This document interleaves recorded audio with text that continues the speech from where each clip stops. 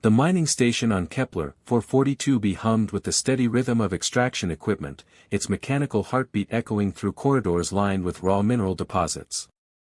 Captain Marcus Thorne adjusted his environmental suit as he walked through the main processing bay, his boots clicking against the metal grating. The supply run to this remote outpost was supposed to be routine: deliver medical supplies, pick up refined ore, and return to the fleet within 48 hours. Marcus had been making these runs for 3 years now, ever since the Terran Colonial Authority had established mining operations in the Outer Rim.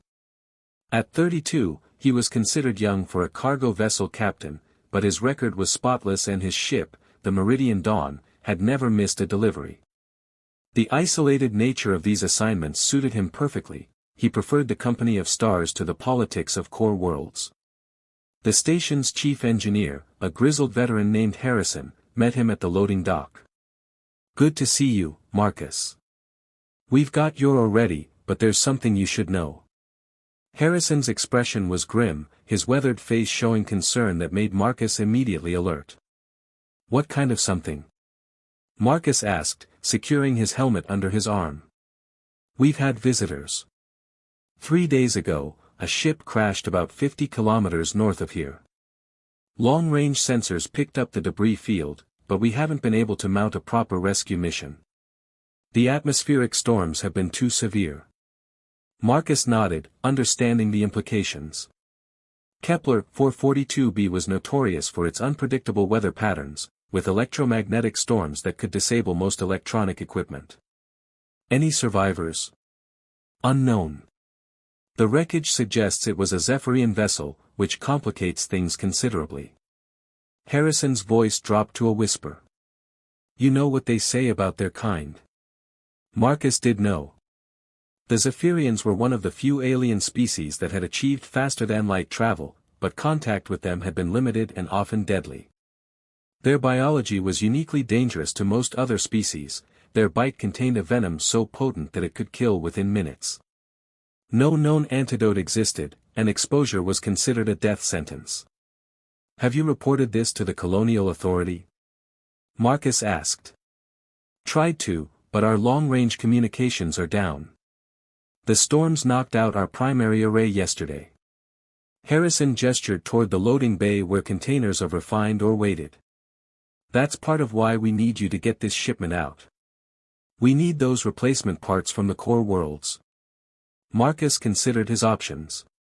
The smart thing would be to load the ore and leave immediately, reporting the crash site to proper authorities once he reached civilized space. But the thought of potential survivors, even alien ones, stranded in the harsh conditions of Kepler 442b troubled him. "I'll take a detour on my way out," he decided. "Check the crash site myself.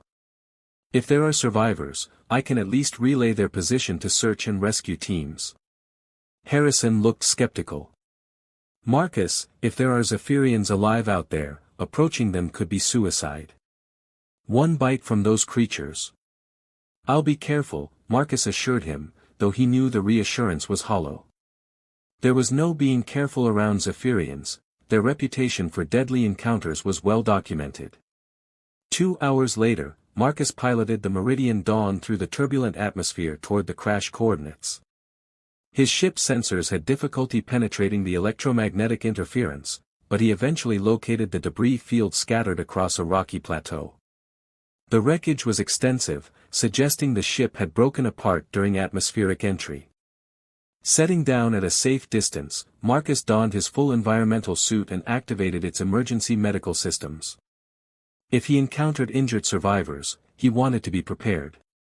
The storm had passed, leaving an eerie calm in its wake, but the air shimmered with residual electrical discharge. The Zephyrian vessel had been sleek and organic-looking before the crash, its bioengineered hull now twisted and blackened. Marcus approached cautiously, his scanner detecting faint life signs from what appeared to be the ship's command section. His heart rate elevated as he realized at least one being had survived the crash. Following the signals, he discovered a section of the hull that had been torn open, creating a natural entrance. Inside, emergency lighting cast strange shadows across walls that seemed to pulse with their own rhythm. The Zephyrian ship's interior was unlike anything human-made, surfaces flowed together seamlessly, and the air itself seemed alive with microscopic organisms that served as part of the ship's systems. He found her in what must have been the navigation chamber, trapped beneath a collapsed support beam. She was unlike anything he had ever seen, even in the few documented images of Zephyrians that existed. Her skin had a subtle luminescent quality, shifting between deep purple and silver depending on the angle of light. Her hair was long and dark, with an almost liquid quality that seemed to move independently of any breeze. But it was her eyes that captured his attention, large, almond-shaped, and colored a vibrant amber that seemed to glow with inner fire. She was conscious, watching him approach with a mixture of wariness and calculation. When she spoke, her voice was melodic but carried an underlying harmonic that made his bones vibrate. "Human," she said in accented but clear English. "You should not be here." "I'm trying to help," Marcus replied, activating his suit's translation systems to ensure clear communication. "You're injured. Let me get you free." "My injuries are not your concern." Her amber eyes narrowed. "My ship's systems are failing. The bioneural networks are dying. Soon, this place will become toxic to both our species." Marcus knelt beside the beam, assessing the situation. It was heavy, but his suit's servo-assisted strength should be enough to lift it. "What's your name?" She hesitated, as if deciding whether to trust him. "I am Nixera of the 3rd Navigation Guild." "And you are?" "Captain Marcus Thorne, Terran Colonial Authority." He positioned himself to lift the beam. "On 3. 1, 2. The beam shifted, and Nixera pulled herself free with fluid grace despite her obvious injuries. Her left arm hung at an awkward angle, and dark fluid that might have been blood stained her form-fitting garment. But she moved with predatory elegance that made Marcus acutely aware of the danger she represented. "You should leave," she said, backing away from him. "My kind are not safe for yours to be near." "I'm not leaving you here to die," Marcus replied firmly. "My ship has medical facilities. I can get you to a proper medical station." Nixera's expression shifted to something that might have been amusement. "Your medical facilities cannot treat my injuries. And my presence on your ship would be inadvisable." "Because of the venom?" Marcus asked directly. Her amber eyes flashed with surprise. "You know of our nature. Enough to know the risks. But I also know that leaving someone to die isn't an option for me. Even if that someone could kill you with a single bite. Even then." Nixera studied him with those luminous eyes, her expression unreadable. "You are either very brave or very foolish, Captain Marcus Thorne." "Probably both," he admitted with a slight smile. The ship around them groaned ominously, and the air grew thicker with an acrid smell that made Marcus's environmental suit trigger warning alerts. Whatever was happening to the Zephyrian vessel's biological systems, it was accelerating. "We need to leave now," Marcus said urgently. Nixera nodded, but as they moved toward the exit, another section of the ceiling collapsed, blocking their path. They were trapped, and the toxic atmosphere was building rapidly. Marcus's suit could protect him for a while, but Nixera was breathing the contaminated air directly. "There's another way," she said, pointing to a narrow passage that led deeper into the ship. "The emergency escape pods are in the rear section." They squeezed through the passage, Marcus helping support Nixera despite her protests. The corridor was cramped, forcing them into close contact. Her scent was intoxicating, something like night-blooming flowers mixed with ozone and danger. Even through his environmental suit, he could sense her presence in ways that defied explanation. The escape pod bay was damaged but functional. However, only one pod remained intact, and it was designed for a single occupant. "You must take it," Nixera said immediately. "Not happening. We both go or neither of us goes. The pod cannot support two beings for long, especially not two different species." Marcus examined the pod systems, his engineering background coming into play. "It'll be tight, but I think we can make it work." The atmospheric processors can handle the load if we reduce power to non-essential systems. Nyxera shook her head. Even if the pod could support us both, the close quarters. Marcus, I am not fully in control of my biological responses. The crash, the stress, the proximity to another sentient being, all of this triggers certain instincts in my species. What kind of instincts? Her amber eyes met his, and he saw fear there for the first time. The kind that could result in your death, even if I do not wish it. The ship shuddered around them, and more warning lights began flashing. They were out of time. I'll take the risk, Marcus said, beginning the pod's activation sequence. You do not understand.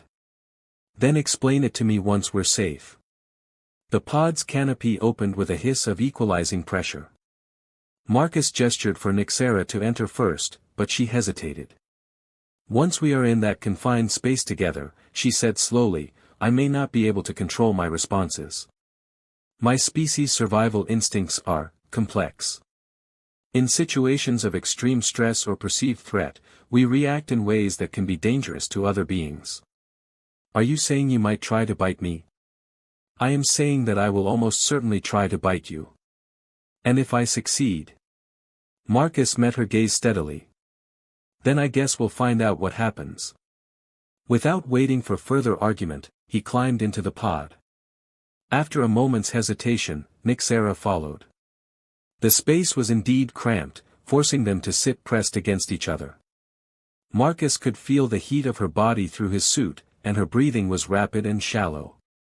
The pod launched automatically, carrying them away from the dying ship just as its bioneural networks finally collapsed in a cascade of toxic breakdown. Through the small viewport, Marcus watched the beautiful alien vessel dissolve into component molecules, leaving no trace of its existence except for them. The atmospheric processors are holding, Marcus reported, checking the pod systems. We should reach my ship in 20 minutes. Nyxera didn't respond. She was pressed against the far wall of the pod, her amber eyes wide and her breathing becoming more erratic. Marcus could see her struggling against something internal, her hands clenched into fists. Nyxera? Are you all right? No, she whispered.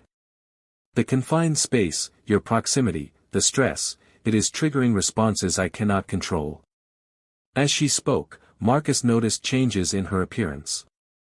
Her luminescent skin was beginning to glow more brightly, and her pupils had dilated until her eyes appeared almost black with just a rim of amber.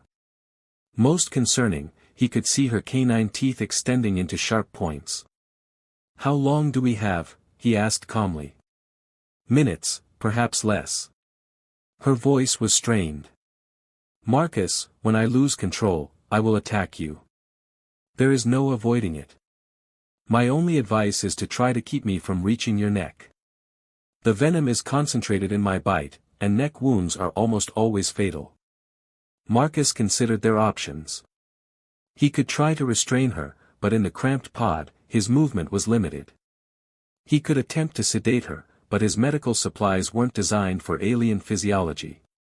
Or he could trust in whatever force had led him to rescue her in the first place. Marcus, Nyxera gasped, her control visibly slipping. Please, forgive me for what I am about to do. She lunged forward with inhuman speed, her fangs seeking his throat. Marcus raised his arm defensively, and her teeth sank deep into his forearm, piercing through the environmental suit's material and into his flesh. The pain was immediate and intense, but Marcus forced himself to remain calm. He could feel the venom entering his bloodstream, a burning sensation that spread from the wound. According to everything he knew about Zephyrian encounters, he should be experiencing paralysis within seconds, death within minutes.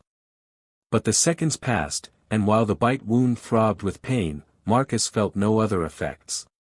His vision remained clear, his breathing steady, his muscles responsive. Nyxera released him abruptly, her amber eyes wide with shock and confusion. You should be dead. Marcus examined the bite wound through his suit's diagnostic systems. The punctures were deep but not life-threatening, and his suit's medical systems were already treating the injury with antiseptic and clotting agents. I feel very much alive, he said, meeting her gaze. This is impossible. Nyxera stared at him as if seeing him for the first time. No being has ever survived our venom. The biological compounds should have shut down your nervous system instantly. Well, apparently I'm the exception. They stared at each other in the cramped pod, the implications of what had just happened hanging between them. Nyxera's predatory features were beginning to recede, her fangs retracting and her luminescence dimming to normal levels. Exception, she repeated softly. Yes, I think you are exactly that, Marcus Thorne. The pod's proximity alarm chimed, indicating they were approaching the meridian dawn. Marcus activated the docking sequence, his mind racing with questions about his apparent immunity and what it might mean. As they prepared to transfer to his ship, Nyxera reached out and touched his hand, the first gentle contact between them. Thank you, she said simply. For risking your life to save mine, and for surviving what should have killed you. Marcus felt a strange warmth at her touch, something that had nothing to do with her alien physiology and everything to do with the connection forming between them. Thank you for giving me the chance to discover something impossible, he replied. As the pod docked with his ship, Marcus realized that this was just the beginning. Whatever had made him immune to Zephyrian venom was about to change everything, not just for him and Nyxera, but potentially for both their species. The universe had just become a much more interesting place. The underground medical facility on Titan Station buzzed with quiet efficiency, its sterile corridors illuminated by soft blue lighting that was easier on both human and alien eyes. Physician Jenna Cross moved through the emergency ward with practiced grace, her auburn hair pulled back in a neat bun that had somehow stayed perfect despite her 14-hour shift. At 29, she was already considered one of the sector's leading xenobiologists, specializing in cross-species medical treatment, a field that had become increasingly important as contact with alien races expanded. The facility itself was a marvel of interspecies cooperation, built into the moon's subsurface to provide a neutral location where different species could receive medical care without the political complications that often arose on planetary surfaces. Jenna had volunteered for the assignment 3 years ago, drawn by the opportunity to push the boundaries of medical science and help beings that no one else could treat. Her current patient was a Terran merchant who had arrived 2 days ago in critical condition, suffering from what appeared to be Zephyrian venom poisoning. The case should have been straightforward: administer palliative care and document another fatality for the xenobiology records. Zephyrian venom was universally fatal, there were no known survivors in the medical literature. Which made Thomas Brennan's continued existence something of a miracle. Vital signs are still stable, reported Nurse Martinez, checking the monitors surrounding Brennan's bed. Blood pressure normal, neurological function showing no degradation. It's been 48 hours since exposure, and he's showing no symptoms of venom toxicity. Jenna studied the readouts with fascination and growing excitement.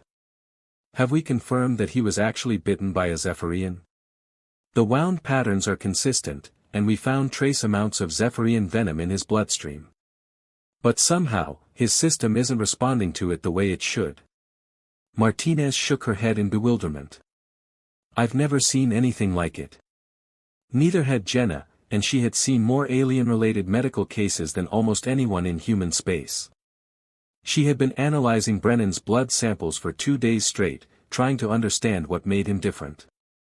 The man himself was unremarkable, a 40-year-old cargo hauler with no special medical history, no genetic modifications, no exposure to exotic radiation or experimental treatments. Dr. Cross, we have another situation, came a voice from the facility's intercom system. Priority medical transport incoming, ETA 10 minutes. Jenna sighed, reluctantly leaving Brennan's bedside. What's the nature of the emergency? Multiple casualties from a shipping accident in the Kepler system. Mixed human and Zephyrian crew. Some of the humans have been exposed to Zephyrian biological agents. More venom cases, Jenna thought grimly. At least now she had experience with one survivor, though she still didn't understand how or why Brennan had survived. The transport arrived exactly on schedule, and Jenna was surprised to see it was a Zephyrian medical vessel rather than a human one. The sleek, organic-looking ship settled into the docking bay with barely a whisper of displaced air. As the airlock cycled, she found herself face to face with a being she had only read about in medical journals. The Zephyrian was tall and elegant, his skin bearing the characteristic luminescent quality of his species. His hair was silver white, flowing like liquid mercury, and his eyes were a striking violet color that seemed to shift with his emotions. He wore what appeared to be medical robes that moved independently, suggesting they were made from some form of responsive biofabric. "I am Kaeldaz, medical healer of the Fifth Circle," he said in accented but precise English. "I bring wounded from the incident in your system." "Dr. Jenna Cross," she replied, extending her hand in greeting. After a moment's hesitation, Kaeldaz took it, his touch surprisingly warm. "What can you tell me about the casualties?" "3 humans, 2 of my kind. The humans were exposed to emergency defense secretions from one of our injured during the rescue. By all medical knowledge, they should be dead within the hour." Jenna's pulse quickened. "How long ago was the exposure?" 6 hours. Kaeldaz's violet eyes met hers with an intensity that made her heart skip. "I bring them here because your facility is equipped for multi-species treatment, but I confess I do not expect to save them. I hope only to ease their passing." "Actually," Jenna said, surprising herself with her boldness, "you might be wrong about that." As they transferred the patients to treatment rooms, Jenna quickly briefed Kaeldaz on Thomas Brennan's case. The Zephyrian healer listened with growing amazement, his luminescent skin flickering with what she was beginning to recognize as intense emotion. "Impossible," he whispered, echoing Nixera's words from days earlier in a different part of the galaxy. "No being has ever survived our venom. It is a fundamental biological truth." "Maybe it's time to reconsider some fundamental biological truths," Jenna suggested, leading him to Brennan's room. Thomas Brennan was awake and alert, showing no signs of the toxicity that should have killed him twice over. When Kaeldaz entered the room, the merchant's eyes widened with fear, an understandable reaction given the circumstances of his injury. "It's all right, Mr. Brennan," Jenna assured him. "This is Kaeldaz. He's a healer, and he's here to help understand what happened to you." Kaeldaz approached slowly, his violet eyes studying Brennan with scientific fascination. "May I examine you? I promise you are in no danger from me." Brennan nodded nervously, and Kaeldaz began a thorough examination using instruments that seemed to grow from his medical robes. The devices hummed and pulsed with organic energy, providing readouts in symbols that shifted and changed like living text. "Remarkable," Kaeldaz murmured, his attention completely focused on his readings. "The venom compounds are present in his system, but they are completely inert. It is as if his cellular structure simply refuses to acknowledge their toxicity." Jenna watched the Zephyrian work with growing admiration. His movements were precise and graceful, and she found herself noticing details that had nothing to do with medicine, the way his silver hair caught the light, the musical quality of his voice, the gentle way he touched his patient despite the potential danger his species represented. "What about the new patients?" she asked, forcing herself to focus. "We should examine them immediately. If this immunity is not unique to your Mr. Brennan, it could change everything about human-Zephyrian relations." They moved to the emergency ward where the 3 new exposure victims were being treated. 2 were showing classic symptoms of venom poisoning, muscle weakness, respiratory distress, and neurological deterioration. But the third, a young woman named Rebecca Santos, was alert and stable despite having been bitten directly on the hand. 2 out of 4, Jenna mused, reviewing the preliminary scans. That's a significant percentage if this is some kind of natural immunity. Kaeldaz was examining Santos with the same careful attention he had given Brennan. The pattern of resistance is identical. The venom is present but completely neutralized.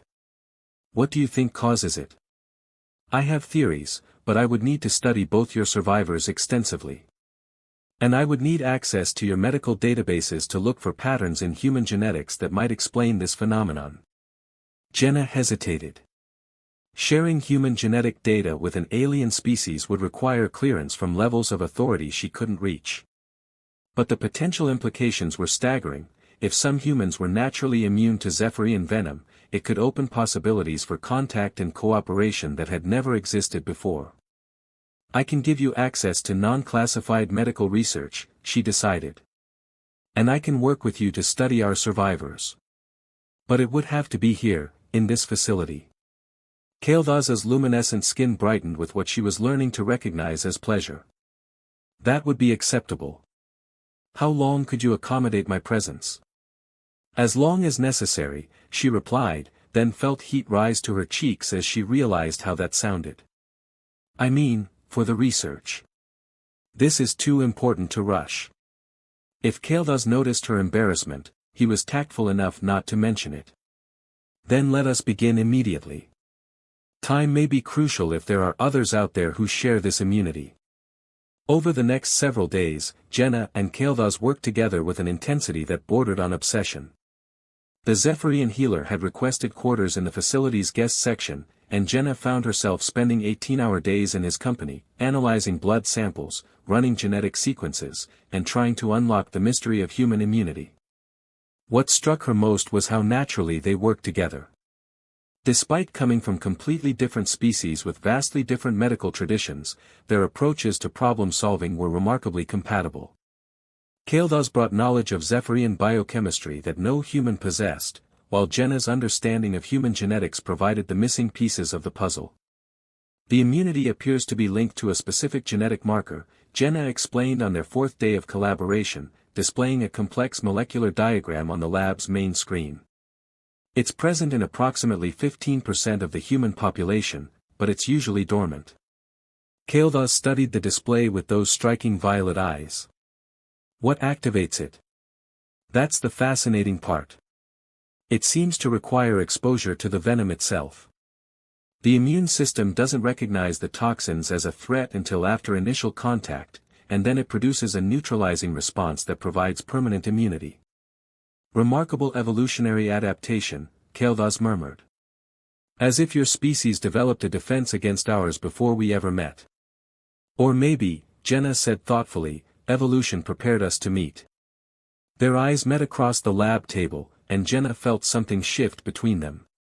What had started as scientific collaboration was becoming something more personal, more intimate.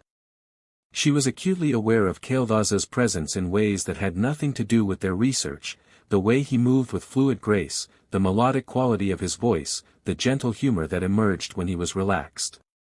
Jenna, he said softly, using her first name for the first time. I must tell you something about my people that you may not know. What's that? We do not form casual relationships. When a Zephyrian becomes attached to another being, it is a profound bond that affects our entire physiology. Our emotions become more intense, our protective instincts heightened. Jenna's heart began beating faster. Are you saying you're becoming attached to me? I am saying that I have already become attached to you. The question is whether such a bond is possible between our species, and whether you would welcome it. She looked at him across the lab, this beautiful, dangerous being who had somehow become essential to her happiness in just a few days. I think I'm already attached too, she admitted. But there are practical considerations. Your venom would not affect you, Kael'thas said with certainty. You carry the genetic marker. I tested your blood sample yesterday, with your permission, of course. Of course you did, Jenna said with a laugh. So I'm immune. You would be, after the first exposure.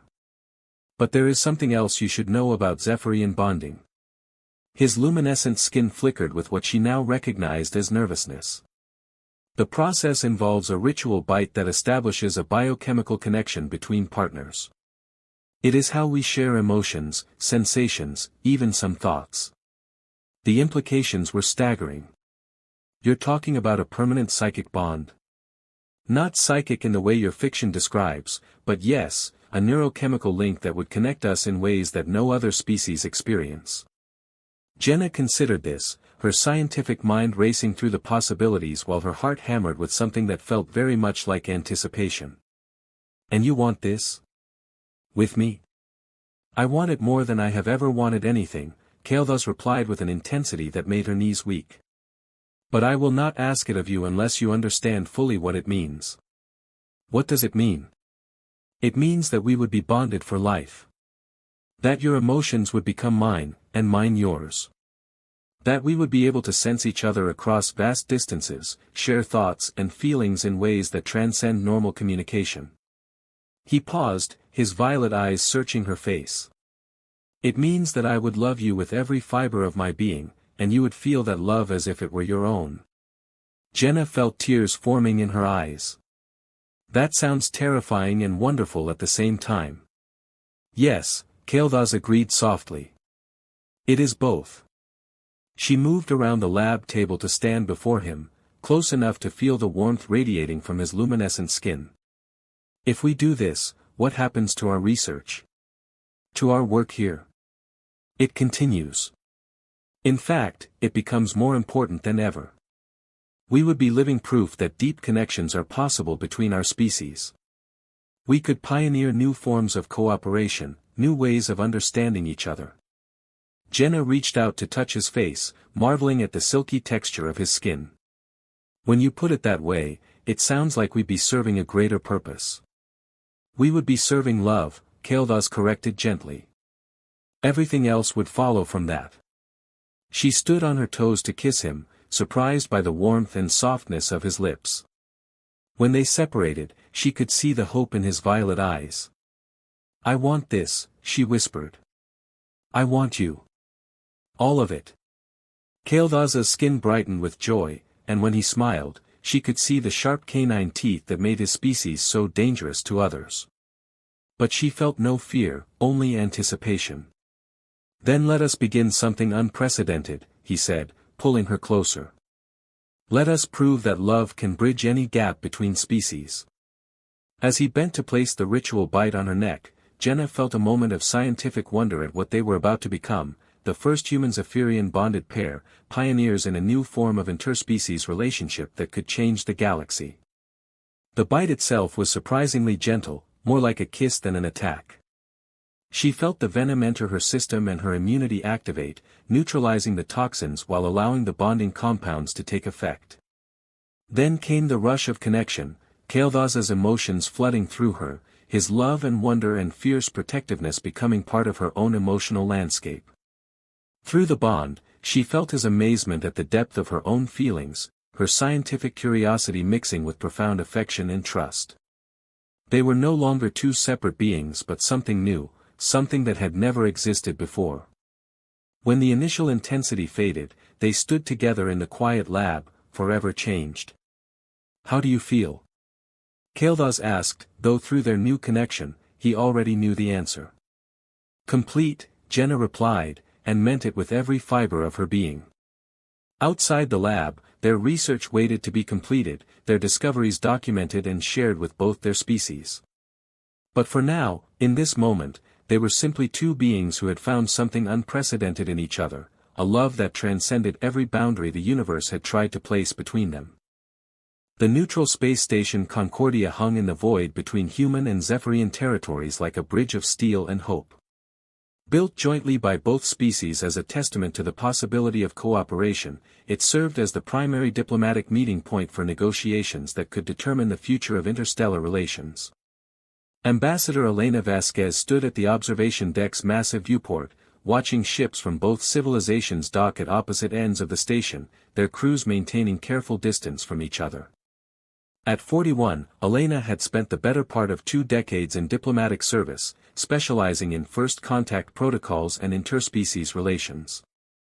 Her reputation for finding common ground between vastly different cultures had earned her this assignment, leading humanity's delegation in the most important negotiations in their species' history. The recent discoveries of human immunity to Zephyrian venom had created an unprecedented opportunity for meaningful dialogue, but old fears and prejudices ran deep on both sides. The Zephyrian delegation has arrived, announced her aide, Lieutenant Commander Hayes, approaching with a datapad full of briefing materials. Prince Zethran himself is leading their negotiation team. Elena nodded, having studied extensive files on the Zephyrian royal. At 35, Zethran was considered young for such a significant diplomatic role, but his reputation for progressive thinking and strategic brilliance had made him the natural choice to represent his people. More importantly, he was reportedly one of the few Zephyrians who believed meaningful coexistence with humans was possible. Any word on whether he's aware of the immunity cases? Elena asked, reviewing her notes one final time. Intelligence suggests they know about the survivors, but they may not understand the full implications yet. This could be our chance to demonstrate that cooperation doesn't have to be a death sentence for our people. Elena straightened her formal diplomatic attire, a midnight blue dress uniform that projected authority while avoiding any military insignia that might be seen as threatening. She had learned long ago that first impressions in diplomatic encounters could determine the success or failure of entire negotiations. The main conference room aboard Concordia was a marvel of architectural compromise, designed to accommodate the environmental and cultural needs of both species. The lighting could be adjusted across different spectrums, the atmospheric composition modified, and the furniture reconfigured to suit various physiologies. Today, it was set to neutral specifications that favored neither delegation. Elena entered to find the Zephyrian team already assembled, and her breath caught involuntarily when she saw Prince Zethran for the first time. No photograph could capture the reality of a Zephyrian royal in person. He was tall and imposing, his luminescent skin shifting between deep gold and bronze tones that spoke of both power and careful emotional control. His hair was black with threads of silver, pulled back in an elaborate style that revealed the elegant lines of his face. But it was his eyes that captivated her, a deep emerald green that seemed to hold depths of intelligence and carefully guarded emotion. He wore robes that appeared to be woven from starlight itself, their surface reflecting and refracting light in patterns that shifted with his movements. The overall effect was both beautiful and intimidating, exactly as intended for a being representing one of the galaxy's most feared species. Prince Zethran, Elena said formally, approaching the conference table with measured steps. I am Ambassador Elena Vasquez, representing the Terran Colonial Authority. Thank you for agreeing to these negotiations. Zethran rose from his seat with fluid grace, studying her with those remarkable green eyes. Ambassador Vasquez. Your reputation precedes you. I confess I am curious to meet the human who convinced my people that dialogue was worth attempting. The credit belongs to circumstances rather than diplomacy, Elena replied carefully. Recent events have created new possibilities that neither of our species previously imagined. Ah yes, the survivors. Zethran's expression became unreadable. Humans who should be dead, yet live. This immunity you claim exists, it is verified. Elena activated the conference room's holographic display, showing medical data from Thomas Brennan, Rebecca Santos, and a growing number of confirmed immune individuals. For cases documented so far, with genetic analysis suggesting approximately 15% of the human population carries the potential for immunity. The Zephyrian delegation exchanged glances, their luminescent skin flickering with what Elena was learning to recognize as agitation. Prince Zethran leaned forward, studying the data with intense concentration. If this is accurate, he said slowly, it changes the fundamental equation of our relationship. For 3 centuries, contact between our species has been limited by the reality that proximity meant death for yours. This immunity removes that barrier. More than that, Elena said, displaying additional data. Our research suggests that immune humans can serve as intermediaries, facilitating closer cooperation without the traditional risks. We could establish joint colonies, shared research facilities, even cultural exchange programs. Cultural exchange. Zethran's lips curved in what might have been amusement. An interesting concept. What makes you believe our cultures are compatible enough for such ventures? Elena had prepared for this question. Because both our species share fundamental values, we explore, we build, we seek to understand the universe around us. Our methods may differ, but our basic drives are remarkably similar. Our methods, Zethran repeated, his green eyes studying her intently. Yes, they do differ considerably. Your people approach challenges through technology and cooperation. Mine through biology and individual excellence. These are not naturally complementary approaches. Perhaps not naturally, Elena conceded. But they could be deliberately made so. With effort and understanding from both sides. The negotiations continued for hours, with both delegations working through the practical challenges of establishing meaningful cooperation. Elena found herself increasingly impressed by Prince Zethran's intelligence and pragmatism.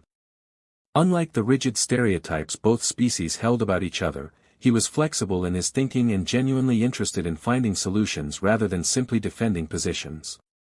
During a recess, Elena found herself alone with the Zephyrian prince in the station's diplomatic garden, a shared space filled with plants from both their worlds. The combination created an almost otherworldly beauty that seemed appropriate for their unprecedented situation. "Your delegation argues well," Zethran said, standing near a cluster of Terran orchids whose delicate petals contrasted sharply with the crystalline formations of Zephyrian flora. "But I sense there are things you are not saying." Elena studied him carefully. In the garden's softer lighting, his luminescent skin had a warmer quality that made him seem less alien and more approachable. "What makes you think that?" "Your species is not known for taking risks without significant motivation. This push for cooperation, this willingness to expose your people to potential danger, it suggests pressures you have not mentioned." Elena sighed. There was no point in pretending the Zephyrian prince wasn't perceptive. The galaxy is changing. New species are emerging, some of them hostile to both humans and Zephyrians. The traditional policy of mutual avoidance may no longer be sustainable. "Ah." Zethran nodded understanding. "You seek alliance not just for its own sake, but as preparation for future challenges." "Partly, yes. But also because isolation serves neither of us well. Your people have incredible biological sciences that could benefit humanity. We have technologies and perspectives that could enhance Zephyrian civilization. Separately, we're limited by our own paradigms. Together, we might achieve things neither could accomplish alone." Zethran moved closer, his green eyes reflecting the garden's ambient light. "But such cooperation would require unprecedented trust between species that have feared each other for centuries." "Trust has to start somewhere," Elena said softly. "It might as well start with us." Something shifted in Zethran's expression, a subtle change that Elena's diplomatic training helped her recognize as significant. "Ambassador Vasquez." "Elena, may I ask you something of a personal nature?" The use of her first name sent an unexpected flutter through her chest. "Of course. Are you among the immune? Have you been tested for the genetic marker?" Elena felt her pulse quicken. "I have. And yes, I carry the immunity gene." Zethran's luminescent skin brightened perceptibly. "Would you be willing to demonstrate this immunity? To provide proof that could convince skeptics on both sides that meaningful contact is possible?" Elena understood what he was asking, and the implications. A Zephyrian bite was an intimate act, one that carried deep cultural significance for his species. For a prince to offer such contact to a human diplomat would be unprecedented. "You're proposing to bite me," she said directly. "Here, now, as a demonstration of human immunity. I am proposing to offer you the opportunity to prove, beyond any doubt, that cooperation between our species is not only possible but natural. Your survival would be powerful evidence for those who doubt." Elena considered the offer. From a diplomatic standpoint, it was brilliant, a dramatic gesture that would validate everything they were trying to achieve. From a personal standpoint, it was terrifying and oddly thrilling at the same time. "And if the immunity doesn't work?" she asked. "If I'm wrong about my genetic status?" Zethran's green eyes grew intense. "Then I would be responsible for killing the one human who might have made peace between our peoples possible. It is not a risk I would take lightly. But you're willing to take it?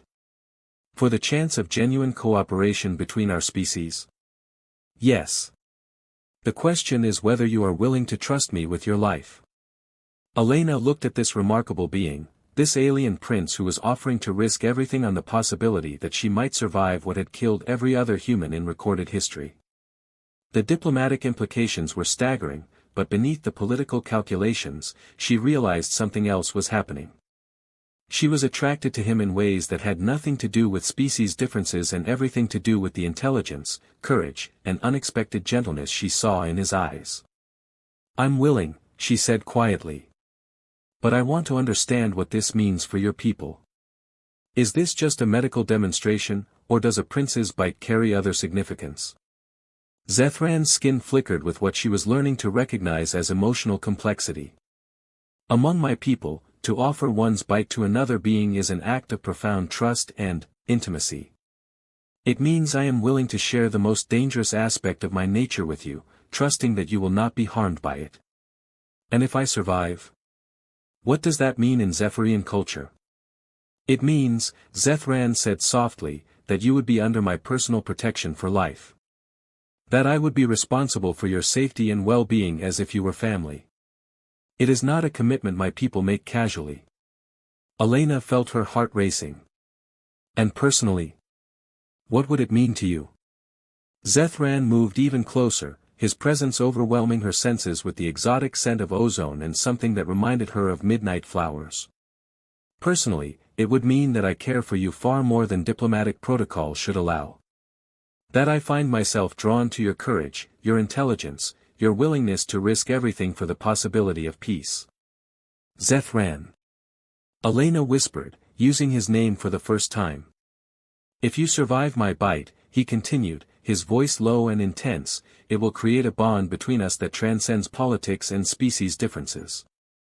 Not the full connection that exists between Zephyrian mates, but something unprecedented, a joining between human and Zephyrian that could serve as proof that our peoples can find common ground." Elena reached out to touch his face, marveling at the warmth and smooth texture of his luminescent skin. "Then let's make history." Zethran's eyes widened at her touch, his skin brightening with unmistakable pleasure. "You understand what you are agreeing to?" "I understand that I trust you. And I understand that sometimes diplomatic breakthroughs require personal risk." Without further hesitation, Zethran gently took her in his arms, his touch careful and reverent. Elena felt no fear as he lowered his head to her neck, only anticipation and a strange sense of rightness. The bite itself was surprisingly gentle, more intimate than aggressive. Elena felt the sharp prick of his fangs and the warm flow of venom into her bloodstream. For a moment, she experienced a tingling sensation as her immune system recognized and neutralized the toxins. Then came something unexpected, a warm flush of connection, as if Zethran's emotions were briefly touching her own. When he released her, they stood together in the garden, both breathing heavily from the intensity of the experience. "How do you feel?" Zethran asked, his green eyes searching her face anxiously. "Alive," Elena replied with a smile. "Very much alive. And, connected to you in ways I didn't expect." Zethran's relief was visible in the brightening of his luminescent skin. "The connection you feel is real. Not as strong as what exists between bonded Zephyrians, but genuine nonetheless. You now carry part of my essence, as I carry awareness of yours." Elena could feel it, a warm presence in the back of her mind that felt distinctly like Zethran. His emotions, his thoughts, were not fully accessible to her, but she could sense his presence in ways that transcended normal human experience. "This changes everything," she said softly. "Yes," Zethran agreed, pulling her closer. "For both our peoples, and for us personally." When they returned to the conference room, the success of the demonstration was immediately apparent. Both delegations could see the unprecedented connection between their leaders, the visible proof that meaningful contact between species was not only possible but could create something beautiful and new. The negotiations that followed were unlike anything in diplomatic history. With Elena and Zethran serving as living examples of successful human-Zephyrian cooperation, both sides found it easier to envision a future of shared colonies, joint research projects, and cultural exchange. 3 days later, as the formal treaties were signed establishing the first permanent human-Zephyrian alliance, Elena stood beside Zethran at the observation deck where her mission had begun. The connection between them had grown stronger over the past few days, and she found herself more in love with him than she had ever been with any human. "What happens now?" she asked, watching ships from both species preparing to carry news of their success back to their respective worlds. "Now we build the future we've made possible," Zethran replied, his arm around her waist. "Together, as partners in every sense of the word. The first human-Zephyrian diplomatic couple," Elena mused. "Think it will work?" Zethran turned her to face him, his green eyes warm with love and certainty. "My dear Elena, we've already proven that the impossible is simply another word for unprecedented. What we have created, this alliance, this connection between us, will serve as the foundation for a new age of cooperation between our peoples." As he kissed her, Elena felt the bond between them pulse with shared emotion and absolute certainty. They had not only achieved their diplomatic objectives but had discovered something far more valuable, a love that transcended every boundary the universe had tried to place between them. Through the viewport, the stars shone with the promise of a future neither species could have imagined alone. And at the heart of that future stood Elena and Zethran, proof that love and understanding could bridge any gap, overcome any barrier, and create possibilities that existed nowhere except in the space between two hearts that had chosen to beat as one. Their story would become legend among both species, the diplomat and the prince who risked everything on the possibility of peace and found instead a love that would reshape the galaxy. And in the years that followed, as human Zephyrian colonies flourished and their peoples grew closer, children of both species would learn about Elena and Zethran, the first to prove that the universe was vast enough to contain any love brave enough to claim its place among the stars.